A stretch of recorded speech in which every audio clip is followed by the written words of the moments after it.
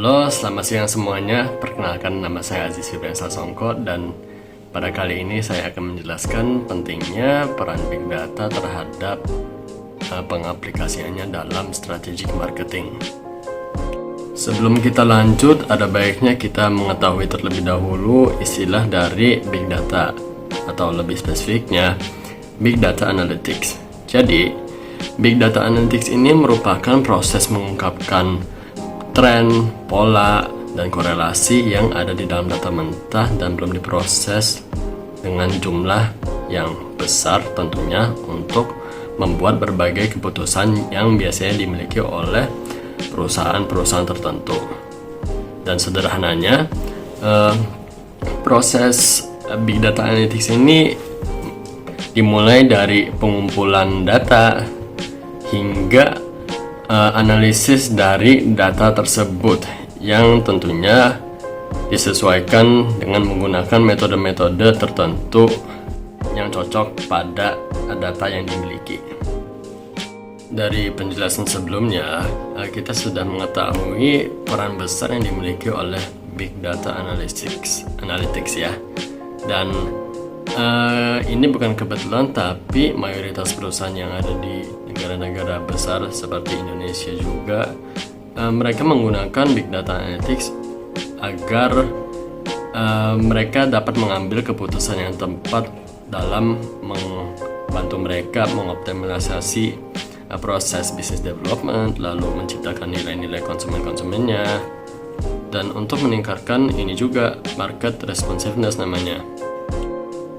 Nah, salah satu cara penggunaan Big Data ini dapat diambil dari contoh pada pengaplikasiannya dalam segmentasi konsumen, di mana data yang dikumpulkan oleh perusahaan-perusahaan pada waktu-waktu sebelumnya itu digunakan untuk membantu perusahaan dalam mengkategorikan konsumennya berdasarkan pada perilaku, demografi, dan juga preferensi yang dimiliki oleh konsumen-konsumen tersebut. Untuk menjelaskan secara lebih lengkap pengaplikasian Big Data Analytics ini, saya akan menggunakan Kopi Kenangan sebagai perusahaan yang sudah lama menerapkan Big Data Analytics dengan menggunakan modelnya sendiri. Dan untuk saya sendiri, saya menggunakan Marketing Attribution Taksonomi dari Bu Halis dan juga Volcek yang merupakan second order hierarchy, di mana atribut-atributnya ini saling melengkapi dan sehingga kita dapat mengidentifikasi Kopi Kenangan ini orientasinya pada marketing tipe apa gitu ya. Sebelumnya, kalau ada yang belum familiar dengan istilah marketing attribution, marketing attribution ini pada dasarnya merupakan cara perusahaan ya seperti Kopi Kenangan gitu menilai channel-channelnya yang menghubungkan mereka dengan konsumen-konsumennya gitu. Lalu untuk backgroundnya sendiri, Kopi Kenangan ini sudah berdiri sejak tahun 2017 dan saat ini Kopi Kenangan bisa disebut sebagai perusahaan unicorn yang ditentukan oleh investor dengan jumlah yang banyak, dan kebetulan Kopi Kenangan ini memiliki jumlah investor yang tidak sedikit dan sebagian besar itu berasal dari luar negeri ya, dan sudah diketahui secara internasional. Seperti halnya dengan perusahaan yang lain, Kopi Kenangan juga memiliki metode marketing tersendirinya. Dari saya pribadi, saya menggunakan taksonomi dari Bu Halis dan Volcek, di mana saya mengidentifikasi tipe marketing yang digunakan oleh Kopi Kenangan.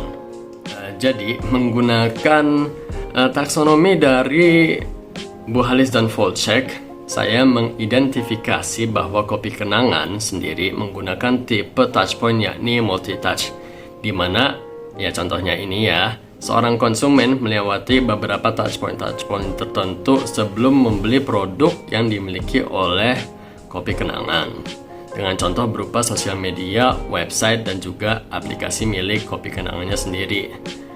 Nah, kemudian dari sisi value allocation, Kopi Kenangan ini menggunakan prinsip incremental, yang mana konsumennya diberikan nilai atau value karena telah menunjukkan loyalitasnya sebagai konsumen dari kopi kenangannya. Kemudian dari sisi komputasi, kopi kenangan ini menggunakan teknik custom yang didasarkan pada algoritma atau data yang dimiliki oleh konsumen-konsumennya yang menggunakan channel-channel yang dimiliki, yakni sosial media ataupun aplikasi aplikasi third party lainnya ya.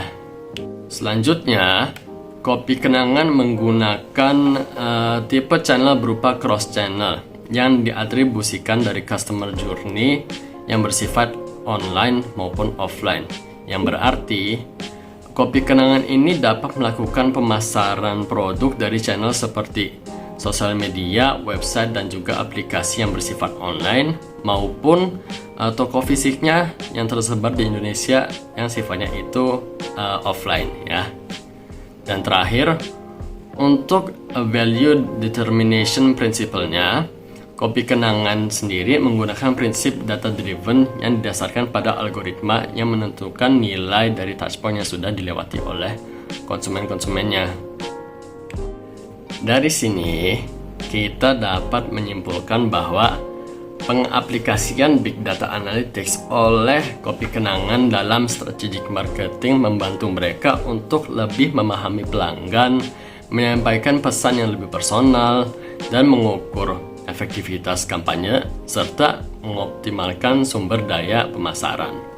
Data besar yang dimiliki oleh kopi kenangan ini memungkinkan mereka untuk membagi audiens target menjadi kelompok-kelompok yang lebih spesifik berdasarkan perilaku, demografi, preferensi yang pada gilirannya meningkatkan relevansi pada pesan pemasaran. Dan ini juga dapat disebut sebagai sebuah alat yang sangat kuat untuk meningkatkan kinerja pemasaran dan menciptakan pengalaman pelanggan yang lebih baik. Demikian penjelasan saya mengenai peran Big Data Analytics terhadap strategic marketing. Semoga apa yang saya jelaskan dapat bermanfaat bagi Anda semua. Terima kasih atas waktunya. Sampai jumpa di kesempatan yang lain.